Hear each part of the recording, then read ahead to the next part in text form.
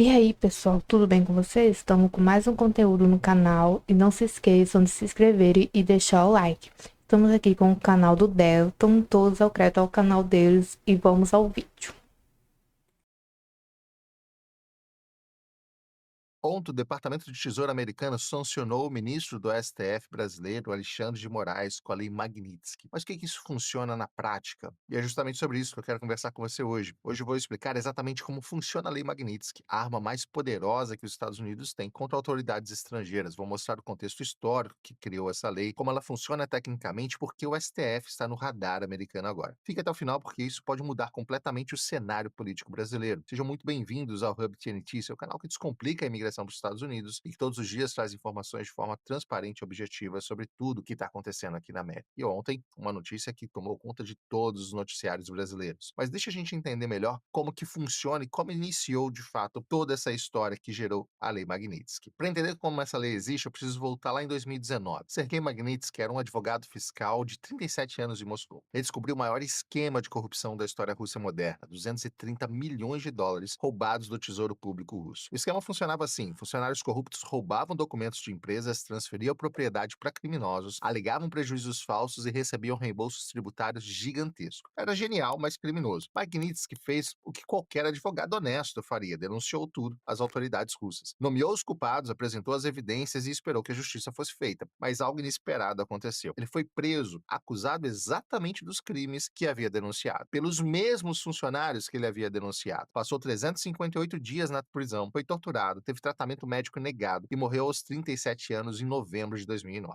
Bill Browder, um cliente americano de Magnitsky, transformou essa tragédia em uma verdadeira cruzada. Durante 3 anos, ele fez lobby no Congresso americano para criar uma nova arma contra a corrupção global. Em 2012, nasceu a Lei Magnitsky. Em 2016, ela virou global. Hoje, mais de 1.500 pessoas no mundo inteiro estão nessa lista e o número só cresce a cada ano. Os americanos entenderam uma coisa fundamental: quando autoridades corruptas roubam dinheiro público, esse dinheiro passa pelo sistema financeiro americano. Bancos de Nova York, contas em Miami, mansões em Los Angeles. Então, criaram uma lei que diz que se você viola direitos humanos ou é corrupto, não pode usar nosso sistema financeiro. E como o dólar é uma moeda global, isso significa isolamento econômico total. Imagine uma máquina que consegue desligar qualquer pessoa do sistema financeiro global em 24 horas. Essa máquina existe e ela se chama OFAC, Office of Foreign Assets Control. É como se fosse um comando central que controla o sistema circulatório da economia global. Quando eles apertam um botão, é como se cortassem toda a circulação financeira de uma pessoa em qualquer lugar do mundo. O OFAC tem um orçamento de 200 milhões de dólares por ano e 300 investigadores especializados. Para você ter uma ideia do poder, eles processam mais de 12 trilhões de dólares em transações todos os dias. É mais que o PIB inteiro do Brasil. E a Lei Magnitsky funciona principalmente como uma tríplice punição. Imaginem um condenado perdendo simultaneamente os seus bens, sua liberdade de locomoção e seu direito de trabalhar. É exatamente isso, mas em uma escala totalmente global. A primeira arma é o congelamento de ativos. É como se a pessoa morresse financeiramente, mas continuasse viva. Todo o dinheiro, toda a propriedade, todo investimento, tudo vira gelo instantaneamente. Vou dar um exemplo prático. Imagine que você tem 10 milhões de reais numa conta no Itaú, mas essa conta recebe transferências internacionais que passam por Nova York. No momento que você é sancionado, essa conta fica inacessível. Não importa que você seja um banco brasileiro. Se a transação toca o sistema americano, ela congela. É como se fosse uma teia de aranha global. O sistema financeiro americano está no centro e qualquer fio que você toca, a aranha sente. SWIFT, Correspondent Banking, Clearing em dólares, tudo passa pelos Estados Unidos. O processo funciona assim: às 9 horas da manhã, você é incluído no SDN List, ou seja, a lista de sancionados com a Lei Magnitsky. Às 9h01, um alerta automático vai para 8.500 bancos no mundo inteiro. Às 9h02, qualquer transação sua automaticamente é rejeitada. É como se você vivesse como um leproso financeiro. Ninguém pode tocar em você sem se contaminar. Agora vem uma regra cruel, a regra dos 50%. Se você controla metade ou mais do que isso de uma empresa, a empresa inteira morre junto com você. É como se você fosse diagnosticado com uma doença contagiosa e toda a sua família fosse colocada em quarentena, mesmo estando saudável. Sua empresa, seus sócios, seus funcionários, todos ficam contaminados pela sua doença financeira. E aqui está o detalhe perverso: eles presumem que sua esposa e filhos agem por você. Então, se você transferir seus bens para sua família um dia antes da sanção, não adianta nada. A presunção legal é que você continua controlando através deles. país. Digamos que o ministro tenha 60% de uma empresa de consultoria jurídica. No momento da sanção, a empresa inteira para de funcionar. Os outros 40% dos sócios que não fizeram nada errado perdem tudo junto. A segunda arma é como se você e sua família fossem declarados persona non grata não só nos Estados Unidos, mas progressivamente no mundo ocidental inteiro. Lembra dos exílios políticos da ditadura? É parecido, mas ao contrário. Você não é expulso do seu país, você é banido do resto do mundo. Vou tornar isso bem concreto. Imagina que você é um ministro do STF e tem um filho de 17 anos sonhando em estudar medicina em Harvard. No dia da sanção, esse sonho morre automaticamente. Não importa se o garoto tirar nota máxima no ACT, se for o melhor aluno do Brasil, ele jamais pisará em solo americano. Sua filha está fazendo intercâmbio na Califórnia, tem 48 horas para voltar ao Brasil antes do visto ser cancelado. Sua esposa tem uma viagem marcada para Nova York, cancelada automaticamente. E aqui tem um efeito dominó muito importante. Canadá tem a lei Magnitsky própria, Reino Unido também, União Europeia idem, e como se o mundo ocidental inteiro fechasse as portas para você e para sua família. A terceira arma, você vira um pária comercial. É como se tivesse uma doença contagiosa que ninguém quer pegar. Imagine alguém que foi flagrado colando numa prova importante. Mesmo depois de anos, outros estudantes hesitam em fazer o trabalho em grupo com essa pessoa, com medo de serem associados àquela trapaça. É exatamente assim que as empresas reagem a pessoas sancionadas. As multas por violar são de até 20 milhões de dólares para empresas, 250 mil dólares e 20 anos de prisão para pessoas físicas. Mas o medo vai além das multas. Digamos que você seja ministro do STF e tenha uma empresa de palestras. No dia da sanção, a Microsoft cancela a licença do Office da sua empresa. O Google bloqueia suas contas. A Amazon Web Services desliga seus servidores. Não porque você usou essas empresas para algo errado, simplesmente porque elas não podem correr o risco de continuar tendo qualquer tipo de relacionamento contigo. E aqui acontece algo fascinante do ponto de vista comportamental. As empresas ficam com tanto medo que exageram na cautela. É o que chamamos de overcompliance. É como numa epidemia, as pessoas evitam não só quem está doente, mas também quem esteve perto de quem está doente. Bancos cortam relações não só com os sancionados, mas com quem fez negócios com o sancionado. Você é sancionado na segunda-feira, na terça seu banco corta relações. Na quarta, o banco do seu escritório de advocacia corta também, com medo de qualquer tipo de associação. Na quinta-feira, até o banco do prédio onde fica o seu escritório fica nervoso. É um esquema cascata de medo que vai tomando conta de todo o redor do sancionado. Agora eu vou explicar como eles detectam tudo isso. É como ter um Big Brother financeiro que nunca dorme. Imagine o algoritmo do Facebook que sabe quando vocês vão terminar o namoro antes de vocês saberem. O sistema de detecção de sanções é assim, mas para o dinheiro. Cada transferência bancária tem códigos específicos. Toda transação deixa rastros digitais. Inteligência artificial cruza bilhões de dados em tempo real. É como se cada movimento financeiro fosse uma pegada digital que nunca vai se apagar. Você transfere 50 mil reais de uma conta do Brasil para uma conta na Suíça. Essa transferência passa por 3 bancos intermediários e 2 deles são americanos. Cada um desses bancos roda seu nome automaticamente contra a SDN List. Se bater, a transferência para instantaneamente. O OFAC usa a tecnologia de mapeamento de redes sociais para identificar qualquer tipo de conexão. É como se fizessem um LinkedIn do crime. Mapeiam quem conhece quem faz negócios com quem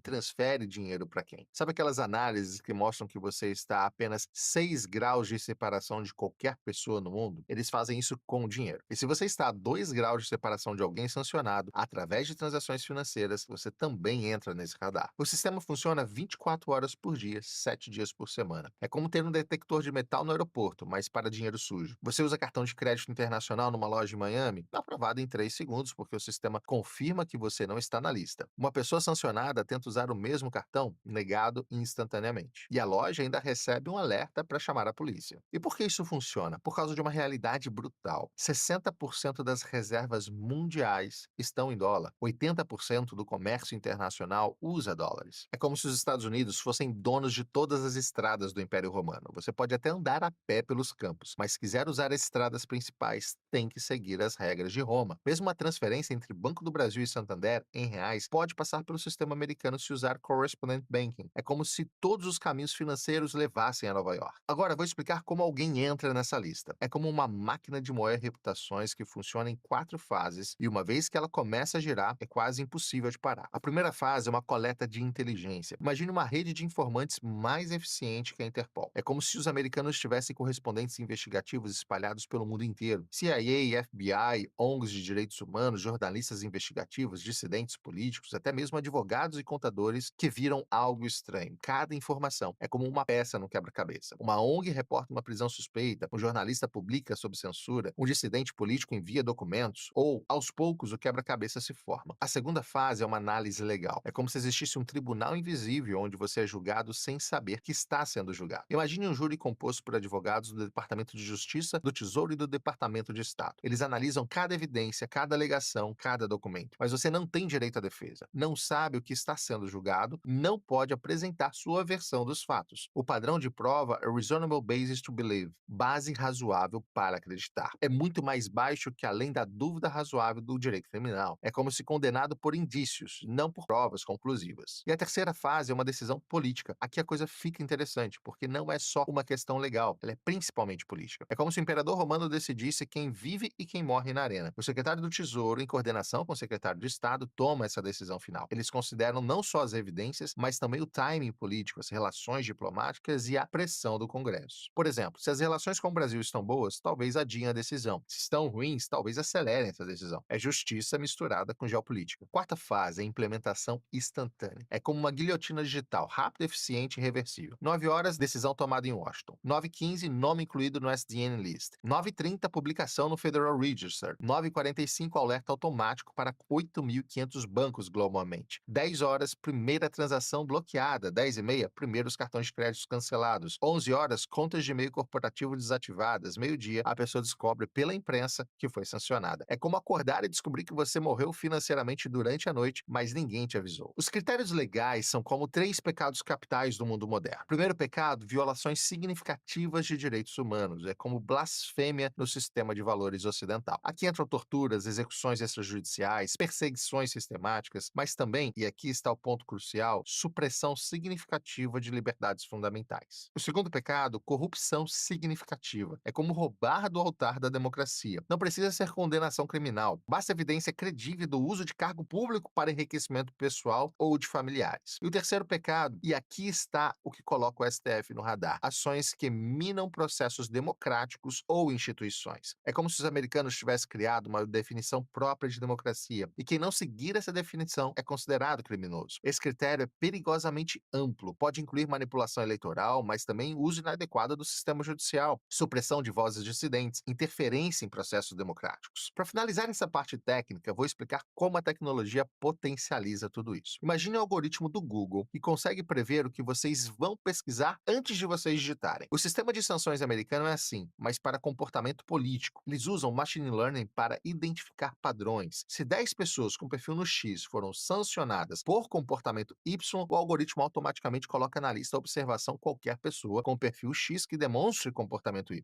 Magistrados venezuelanos foram sancionados por usar o judiciário para perseguição política. O algoritmo agora monitora magistrados de outros países que demonstrem padrões similares. É como um detector de comportamento antidemocrático automatizado. Agora vou mostrar por que o STF está especificamente no radar americano e por que essa sanção aconteceu ontem. Isso não é só uma especulação, são documentos oficiais. Em março de 2024, o congressista Chris Smith, presidente da Subcomissão de Direitos Humanos Globais, enviou uma carta formal ao secretário do Tesouro, solicitando uma investigação sobre o uso político do sistema judicial brasileiro. A carta menciona especificamente padrão sistemático de censura, prisões sem devido processo legal adequado e uso de inquéritos secretos para perseguição política. 3 relatórios publicados entre dezembro de 2024 e janeiro de 2025 alimentam essas preocupações. O primeiro deles é do Heritage Foundation, um relatório de 47 páginas, que documenta casos específicos que considera problemáticos. O segundo, Freedom House rebaixou o Brasil de livre para parcialmente livre em janeiro de 2025, citando especificamente interferência judicial em liberdades fundamentais. O Atlantic Council publicou em dezembro de 2024 um capítulo dedicado que chamam de Modelo Brasileiro de Controle Digital. Alegações específicas americanas. Vou explicar objetivamente quais são as alegações americanas, sem entrar no mérito se são procedentes ou não. Alegação número 1, a censura sistemática. Os relatórios americanos alegam que existe um padrão de censura prévia de conteúdo político, especialmente durante períodos eleitorais. Cito especificamente o bloqueio de contas, remoção de conteúdos e multas a plataformas digitais como evidências de suspensão sistemática da liberdade de expressão. A segunda alegação, violação das garantias do devido processo legal. Relatórios mencionam prisões preventivas prolongadas, inquéritos sem prazo definido e limitações ao direito de defesa. O Congressional Research Service, em relatórios de janeiro de 2025, classificou essas práticas como incompatíveis com os padrões democráticos internacionais. A terceira alegação, o uso do sistema judicial para perseguição de opositores políticos. Os americanos veem um padrão onde investigações são abertas contra críticos do sistema. A Heritage Foundation especificamente menciona o que chama de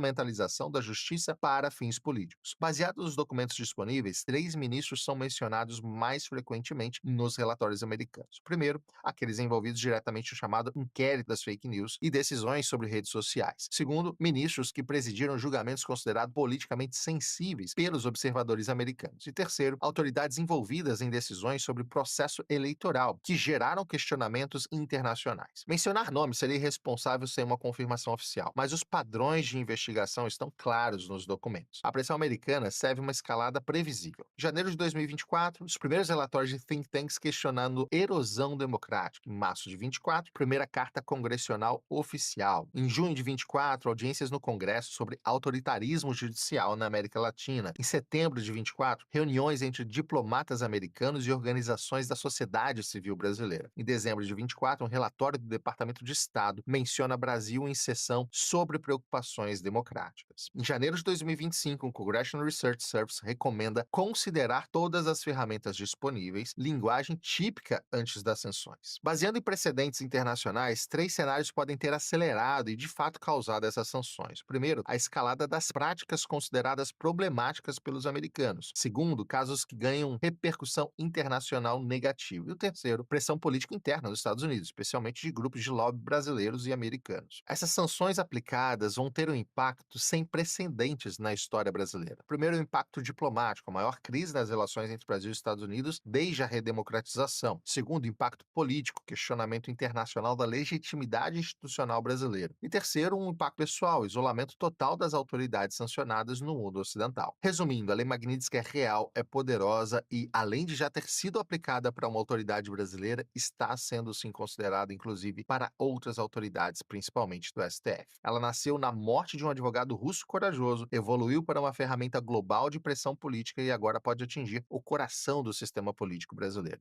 O funcionamento é técnico, mas o impacto é devastador. Congelamento de ativos, banimento familiar, isolamento econômico total. A questão não é se essas alegações são procedentes. Isso cabe a cada um julgar. A questão é que os americanos acreditam que são. E isso basta para a aplicação da lei. A Lei Magnitsky mudou as regras do jogo global. Hoje, autoridades do mundo inteiro precisam considerar se suas ações podem ser vistas como problemáticas por Washington. E isso, independente da opinião que tenhamos sobre a legitimidade dessa interferência, é a nova realidade geopolítica. Se você quer entender como essas leis americanas afetam brasileiros, se inscreva aqui no canal e deixe nos comentários. Você acha que os Estados Unidos têm o direito mesmo de sancionar as autoridades brasileiras e está correto em sancionar o Alexandre de Moraes? O debate está aberto. Muito obrigado pela sua companhia mais uma vez. Até a próxima. Tchau. É isso aí, pessoal. Vou estar lendo uma notícia para vocês agora. Líder do PT entra com medida cautelar no STF para impedir que bancos cumpram sanções contra Alexandre de Moraes. Lindeberg Farias alega que é dever da Corte garantir que nenhuma autoridade brasileira pode sofrer efeito jurídico dentro do território nacional por decisão estrangeira não homologada. O líder do PT na Câmara dos Deputados, Lindeberg, entrou com uma medida cautelar no Supremo Tribunal STF nesta quinta-feira, para impedir que bancos que operam no Brasil apliquem direta ou indiretamente as sanções financeiras impostas pelo governo dos Estados Unidos ao ministro Alexandre de Moraes. A ação foi protocolada com pedido de liminar e é endereçada ao presidente da Corte, ministro Luiz Roberto Barroso. Na peça, Lindeberg solicita que o STF reforce a soberania jurídica nacional, impedindo que qualquer agente público ou instituição no país atribua validade prática às sanções decididas unilateralmente pelo governo americano. É dever do STF, como guardião da Constituição, reafirmar que nenhuma autoridade brasileira pode sofrer efeito jurídico dentro do território nacional por decisão estrangeira não homologada. As sanções contra Moraes foram anunciadas na quarta-feira, com base na Lei Global Magnitsky, que permite ao governo dos Estados Unidos impor penalidade a indivíduos acusados de graves violações de direitos humanos ou corrupção em larga escala. Trata-se da primeira vez que a legislação é aplicada em uma autoridade de um país considerado democrático e parceiro estratégico como o Brasil. No passado, a mesma norma foi usada para sancionar juízes do regime chavista na Venezuela. Entre os efeitos práticos da sanção está o congelamento de bens e ativos que Moraes eventualmente possua nos Estados Unidos, além da proibição de acesso ao sistema financeiro americano. Isso pode afetar, por exemplo, a validade de cartões com bandeiras como Visa, Mastercard de origem norte-americana. A ação cautelar apresentada por Lindenberg tenta brindar Moraes de cercos internos da medida extrema, ainda mais em operação bancária realizada no Brasil. Na avaliação de parlamentar, permitir que os efeitos da sanção avancem no território nacional é o mesmo que legitimar uma violação da soberania brasileira. E junta a isso uma afronta ao direito da independência dos poderes. Então, pessoal, esse foi o vídeo de hoje. Obrigada por ficar até aqui e até a próxima. Tchau, tchau.